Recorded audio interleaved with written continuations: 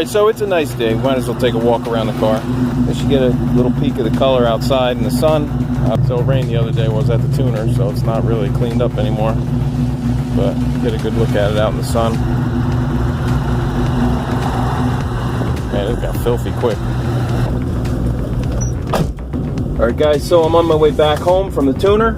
I brought it to East Coast Motorsports, or East Coast Mustangs. The guy Mike, really cool guy. He diagnosed a electrical issue, which that's why my air fuels were all over the place. It was getting a bad signal from one of my O2s, and it was throwing a driver bank lean code. And I took everything out. I took the injectors out, coil packs, inspected them. I even flipped them from left to right. The problem still stayed on the driver's side, so at that point I was at a loss. I was like, listen, I just got to take this somewhere. So I hit the forums and went on Facebook and all that, and I got recommended to East Coast Motorsports. They're up in Traverse Rest, South Carolina. Alright, so I got my dyno sheet right here.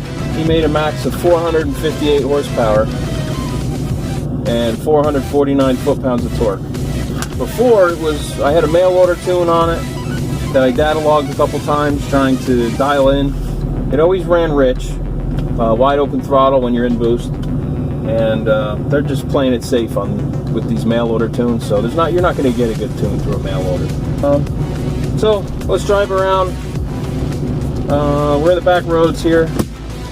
But keep in mind that 458 horsepower, that's only with 9 pounds of boost to the wheel. And he said it's safe. He said he did a poll. The last poll, he only gained a few horsepower. So he actually backed the timing back off just to play it safe. I think this is a dead end. Where am I going? Alright. First gear, useless. Second. 7.